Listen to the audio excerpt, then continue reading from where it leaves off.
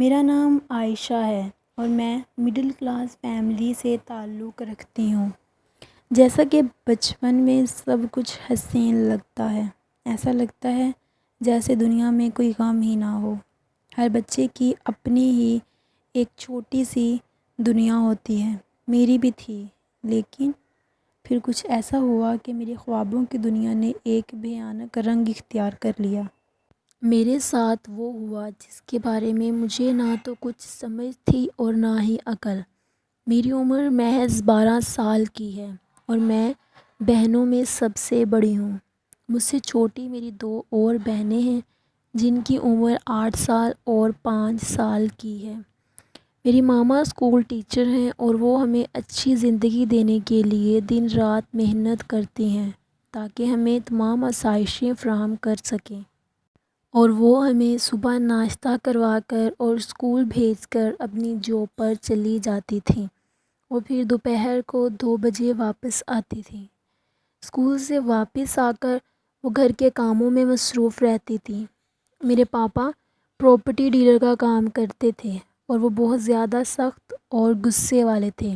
ان کا اٹھنا بیٹھنا بھی اوباش لوگوں میں تھا اور وہ فارغ وقت میں ہم پر چلاتے اور ماما سے لڑائی کرتے اور ماما کو مارتے تھے۔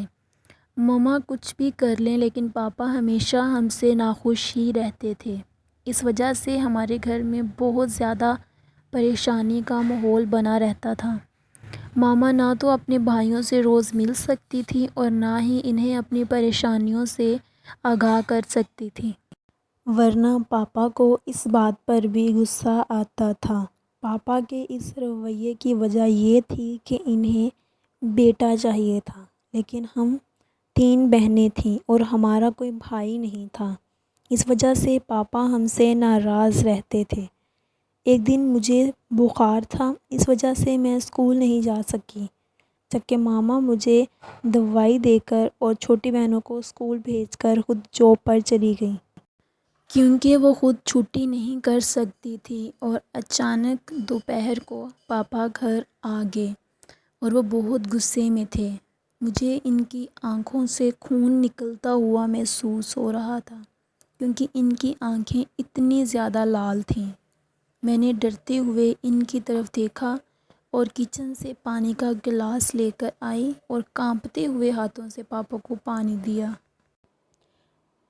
لیکن وہ اتنے غصے میں تھے کہ پاپا نے پانی کا گلاس پھینک دیا اور شاید انہیں پتہ ہی نہیں چلا کہ مجھے شدید بخار ہے، اور انہوں نے غصے میں مجھے مارنا شروع کر دیا اور میں رونے لگی اور بہت زیادہ ڈر گئی تھی۔ یہ ان کا ہر دفعہ کا معمول تھا کہ غصہ انہیں کسی اور چیز پر ہوتا اور وہ نکالتے کسی اور پر۔ آج ماما گھر پر نہیں تھی تو اسی لیے پاپا کا سارا غصہ مجھ پر نکل گیا اور میں روتے روتے زمین پر سمٹ کر بیٹھ گئی۔ لیکن پھر اچانک پتہ نہیں کیا ہوا کہ پاپا میرے قریب آنے لگے۔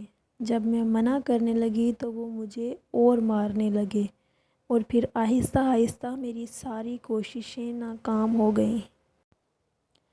مجھے بہت عجیب لگ رہا تھا۔